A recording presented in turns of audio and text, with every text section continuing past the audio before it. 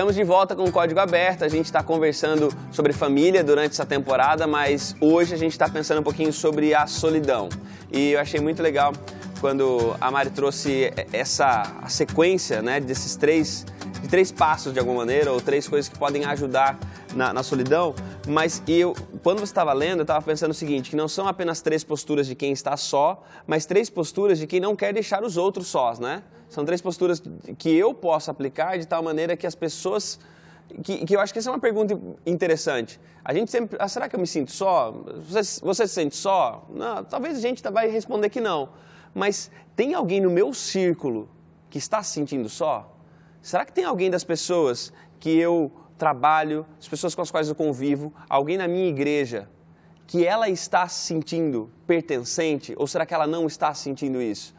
Porque aí a gente também tem que fazer esse outro caminho, porque senão a gente pensa que não, mas eu não me sinto só. Eu sou uma pessoa que fica muito bem sozinha. Tá, mas e tem alguém talvez perto que você pode começar a aplicar isso, essa escuta, essa aceitação? Você estava falando alguma coisa antes da gente ir embora. Muito obrigado, Thiago. Não, é um discurso que, como pastor, a gente está muito na igreja, a gente escuta um discurso e tem um sobre solidão que me incomoda, que é assim, olha, se você está sozinho, então busque a Deus, porque Ele vai preencher você. A ideia que me passa esse discurso é assim, ó, você tentou saciar essa sua sede por comunidade com todas as pessoas, não conseguiu, tem a última solução, hein? É Deus. Então vai lá, ninguém deu conta de você, então vai lá, é Deus. Viva só. Pois é. Então, cara, na minha concepção é assim, você começa com Deus. E a companhia de Deus tem que ser constante. E se você tiver alguém, é você, Deus e mais alguém. E você não tem ninguém, é você, Deus e mais ninguém. Então, Deus não pode ficar na última alternativa, assim, ninguém me preenche, então agora eu vou buscar a Deus. Então, eu acho que aquele negócio que você tem falado sempre no final de cada semana, que é de você começar com Deus. Então, a sua primeira companhia é Deus. E com Ele você busca outras pessoas. Eu só faço um parêntese, porque é o seguinte, às vezes quando a gente está falando disso, e agora pensando, por exemplo, em alguém que está se sentindo só por uma questão de patologia ou por alguma outra dificuldade, eu acho que a gente tem que só deixar isso claro, que é o cuidado de buscar a Deus, ir até Ele e tudo mais, mas também se valer dos recursos. Mas aí eu gosto também de pensar que a gente tem que colocar a responsabilidade sobre 2 lados. É o lado da comunidade. Sim. Ao lado da família, é o lado de quem não se sente só, fazer com que alguém que se sente só se sentir pertencendo. Porque assim, Deus ele é suficiente, mas pode ser que para alguém, no momento que ele está agora, ele não está conseguindo perceber essa suficiência de Deus através de outra maneira que não seja através da proximidade de pessoas. Então aí as pessoas passam a ter esse papel de não substituir a suficiência de Deus, mas manifestar um Deus suficiente através da minha companhia. E eu acho que na Bíblia a gente encontra ali 4 grupos de vulneráveis que Jesus sempre repete, né? E tem o estrangeiro.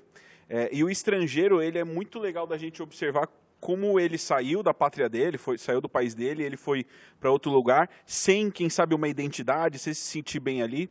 E quando a gente assiste esses estrangeiros, não sei se vocês já tiveram contato com quem está no Brasil, veio de outro país ou indo para outros países, cara, é muito doido como a comunidade religiosa ela dá um suporte absurdo, psicológico, social, de desenvolvimento. E é muito isso, a gente falando agora de um mundo globalizado, das possibilidades e das, vamos chamar assim, de transações étnicas que acontecem, de muita gente de outros países vindo residir aqui, cara, essa galera precisa de um apoio muito forte da gente, num apoio da gente entender o seguinte, que, cara, quem sabe de uma religião diferente, mas sermos apoio para que ele crie identidade, para que ele se recoloque dentro de uma sociedade da qual ele não escolheu necessariamente sair da sua, foi por uma obrigação, enfim. Trago esse ponto dessa responsabilidade que eu acho que é coletiva, sabe? Que é o acolher, né? Que é o suprir essa necessidade de pertença. E agora vem uma coisa importante que no nosso guia traz e que eu achei isso muito bom, que é levantar um assunto que às vezes nas igrejas, nós aqui fazemos parte, você que está em casa também vai a alguma igreja talvez, e uma coisa que acontece é o seguinte, a igreja ela tem muita dificuldade às vezes de lidar com quem está só fora de família. O sujeito está solteiro ou a mulher está solteira, existe uma necessidade de todo mundo fazer uma campanha para que ela tenha alguém. Para que ele tenha alguém. É o incômodo que existe com as pessoas sozinhas. Assim, não, você não pode ficar, não. E aí vem, não é bom que o homem esteja só, eu não sei o que lá e tal. Vai ficar sozinho para sempre. E esse lado, e também aqueles que talvez já passaram por uma união, num casamento, mas por alguma razão essa união é desfeita, e essa pessoa também já começa a campanha de, cara, a gente precisa te juntar com alguém de novo. E agora parece que tem espaço para essas pessoas dentro da comunidade, dentro do evangelho, mesmo sem ter alguém. Sim, e assim, a gente não pode tornar sinônimos solteiro e solitário, entendeu? Solteiro e solitário não são sinônimos.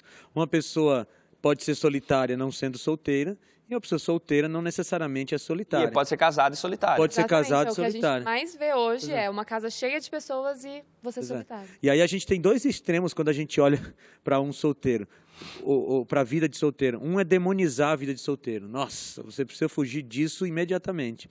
A outra é idolatrar. É glamourizar, né? É, glamourizar a vida de solteiro. Não, agora é assim para sempre. Então, a gente precisa olhar para a Bíblia. A Bíblia, como eu já falei em outras semanas, é um livro extremamente equilibrado.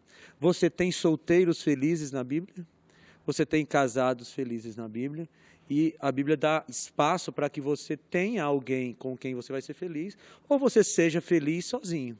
Então, se por acaso a gente está falando para algum solteiro aqui que está nos assistindo, e você está bem com isso, beleza, não tem nenhum pecado nisso. Não tem nenhum pecado em você viver uma vida de solteiro. Não existe nenhum mandamento, o 12º agora, né? Você terás que casar. Não tem esse mandamento. O 11º era ter filhos, né? Era ter filhos. Né? Pois é, Verdade que quando você casa, você precisa ter filho. Pois é. Nossa, eu que estou casado há 5 anos, meu pai, o que eu já ouvi desse pedido, Pois é. e os filhos? E eu sempre nego essa pergunta. Vão vir. Com relação a isso, pastor Felipe, eu acho que tem muito um lance da gente propor o próximo passo e não aceitar quem está aqui hoje e que tem um outro propósito, que é o que a gente vê de Paulo, que a gente vê de Jesus e tudo mais, e aceitar que o propósito do cara de novo, é o respeito, aceitar que o propósito dele é diferente do meu, e o meu poxa, fazer muitos filhos, tá tudo certo, e quem não tá tudo certo também, saca? E de novo, é a imposição da pessoa dar o próximo passo, e ela começa a agir de acordo com uma pressão social para ser inclusa, para não se sentir sozinha, e na verdade ela não está executando aquilo que ela sozinha escolheria. Veja, a situação de Paulo me chama a atenção, porque Paulo era um fariseu, e para ser fariseu, tinha que ser casado. Essa possibilidade, então, ela existe. Momento, a possibilidade é que em algum momento Paulo foi casado e deixou de ser. Qual foi a circunstância desse deixar de ser? A gente não sabe, a Bíblia não revela. Ou talvez uma viuvez, ou talvez um abandono, mas a Bíblia não revela. A Bíblia não revela, mas a questão é que Paulo, ele tem todo o seu ministério sem uma esposa, e ele está lá, seguindo o seu propósito, fazendo a vontade de Deus, e ele não foi reprovado por Deus em nenhum momento por isso. Então, há espaço na Bíblia para viver na solteirice dentro dos planos de Deus. É o tempo que o Salomão falou, né? Tempo para todas as coisas, né? Então... Ele pode não vir. Então, mas isso que você está mencionando, Maria, é importante. Porque eu tenho visto pessoas que estão, assim, muito, muito, muito aflitas, estão se anulando, se auto-sabotando, porque esse tempo ainda não chegou na vida delas. Então, assim, para alguns é muito difícil isso, né? Mas a gente tem que aprender a confiar nos planos de Deus para a nossa vida e temos que deixar Ele ir conduzindo a nossa vida do jeito que Ele sabe que vai ser melhor, né? Eu assisti 2 sermões, né, falando sobre 1 Coríntios capítulo 7 e o outro falando sobre Mateus capítulo 19, e nesses sermões o pregador explicou o seguinte: eu sei que o casamento foi um dom, né, foi um presente que Deus deu para a humanidade, né, é algo que Deus criou para ser uma bênção, mas nós estamos vivendo num contexto tão complicado que hoje o casamento se transformou num dom que nem todo mundo tem. Foi o comentário que ele fez, né? Então, a gente precisa se avaliar. Eu não posso, né, depositar sobre a outra pessoa as minhas mais profundas necessidades. Eu tenho que aprender a me resolver comigo mesmo, a estar feliz comigo mesmo para estar pronto para compartilhar essa felicidade com outra pessoa. E a gente está falando nesse caso de quem é solteiro, mas a gente tem hoje uma coisa que até mesmo nas comunidades cristãs isso acontece mais do que talvez acontecia um tempo atrás. Não só isso, porque a sociedade também acontece muito mais. Eu me lembro que meus pais falavam, né, com estranheza de casos de separação, de casamentos desfeitos, mas com o tempo isso vai aumentando em quantidade, o volume vai se tornando cada vez mais comum e a gente tem as pessoas também tentando se situar dentro de uma comunidade cristã. Essas pessoas que agora a gente está falando família, família, família, família, aí tem alguém lá que está sentado que já não tem mais a família. Tem alguém lá, tem uma pessoa lá sentada, um homem sentado, uma mulher sentada, que já não tem mais a família, que talvez a família era apenas um cônjuge que já não tem mais, ou a família era o cônjuge e os filhos que agora não estão mais por perto. O que a Bíblia diz e como é que a gente pode fazer com que essa pessoa só sinta pertencente a uma igreja e a uma comunidade que valoriza muito família? Bom, eu passei por um divórcio há 7 anos atrás e foi terrível, né, quando isso aconteceu. Foi horrível. Você realmente se sente deslocado, se sente fora do mundo, vem a pressão, vem o preconceito, vem o rótulo, vem tudo, né? Só quem já passou por isso é quem sabe. E eu lembro que, nas infinitas perguntas que surgiam na minha mente naquela circunstância, Deus falava muito comigo e fala até hoje, né, muito através da Bíblia. Uma coisa ele deixou bem claro e ele garantiu. E um dos textos que ele mais falou fortemente ao meu coração, que pode ser que sirva para você que está ouvindo ou assistindo a gente, é o que está lá em Isaías 54, né, versos 4, 5 e 6, onde Deus ele fala assim: eu sei que você foi abandonado pelo seu cônjuge, eu sei. Mas eu sou o seu esposo, eu te sustento, eu cuido de você. Então, quando a gente tem essa visão de Deus, né? Quando a gente tem esse Deus se apresentando a nós, eu sei que está doendo, eu sei que tá machucado, mas confia em mim porque sou eu que cuido de você. Aí um outro texto lá de Isaías 43, ele diz assim: eu carrego você nos meus braços desde o seu nascimento e não vai ser agora que eu vou soltar você. Eu vou continuar carregando você nos meus braços até a velhice.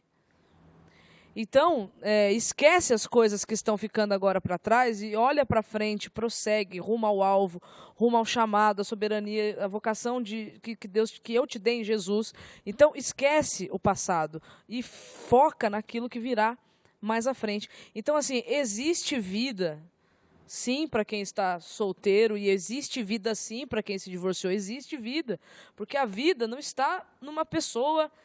Né, está numa pessoa, Jesus, mas então não está somente na pessoa que você espera para você compartilhar o resto da sua vida, né? Então existe vida, porque essa vida é Cristo, né?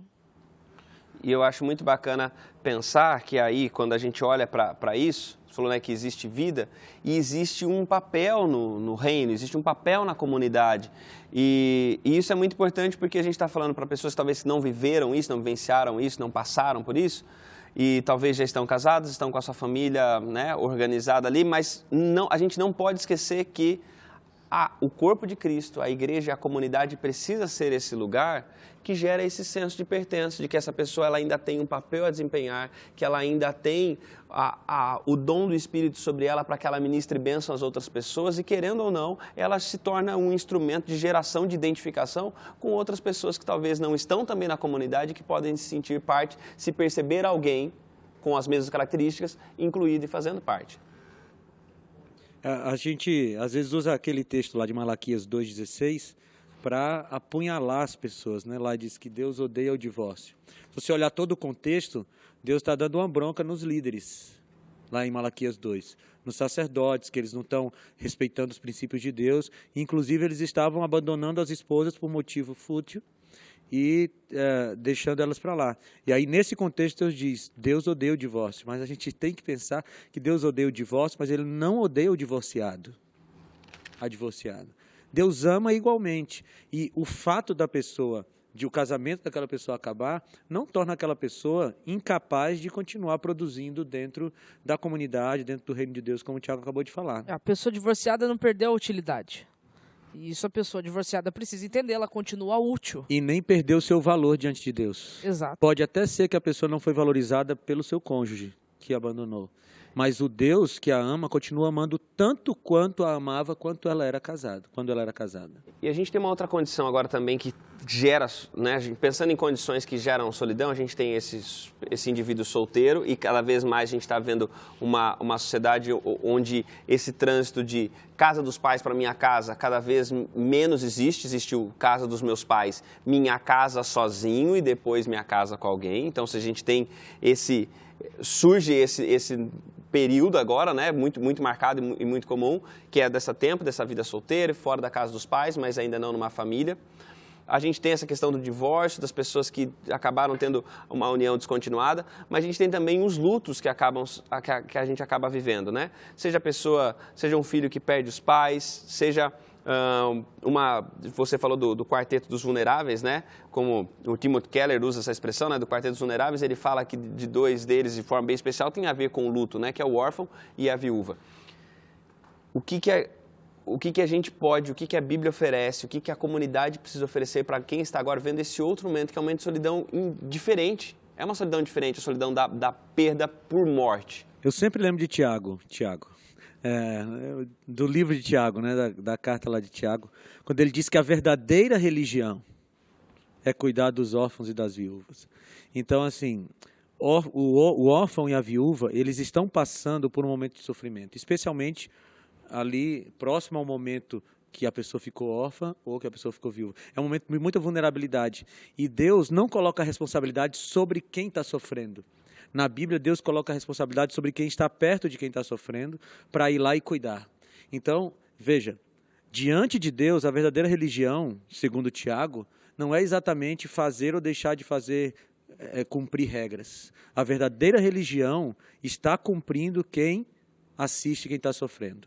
Então, esses dois grupos de vulneráveis aí, o órfão e a viúva, eu acho que eles representam todos os sofredores. A comunidade cristã precisa se aproximar deles. A comunidade religiosa precisa se aproximar deles, porque é isso que caracteriza um verdadeiro religioso. Tem muita gente que quer caracterizar a sua religião pelo que veste, pelo que come, pelo que fala. Por onde vai, por onde não vai. A Bíblia diz, não, calma. Você quer caracterizar a sua religião verdadeira, tem gente sofrendo ao seu redor, vai lá e cuida dessa. É tão interessante isso porque ele associa isso com guardar-se da contaminação do mundo. Porque o que é a contaminação do mundo? O que é o mundanismo para os autores bíblicos? É você viver uma vida tão centrada em si mesmo, que você se torna um padrão de moralidade para o outro. Se o outro não estiver dentro daquilo que você acha certo, o outro é um pecador e você não. Eu acho que essa é uma ideia muito comum dentro de home church, de você gerar o relacionamento numa comunidade menor. Então é natural a gente ver igrejas que se reúnem com um grande volume de pessoas, e eu acho que o formato de home church chama atenção para algo que é menor, para um relacionamento que é mais íntimo, em você realmente conhecer as dores e a luta do outro, e por meio do relacionamento com Deus também se aproximar daquilo que Ele tem como dia a dia, rotina. Deixa eu dar uns... Bem, vai terminar aí? Vou terminar. Tá bom. Mas fica naquele esquema, já vira regra, já que quando a gente voltar do bloco é você. A gente vai para o nosso intervalo para a gente voltar para o último bloco daqui a pouquinho, continuando falando sobre família, comunidade e solidão. Fica por aí, Código Aberto volta daqui a pouco.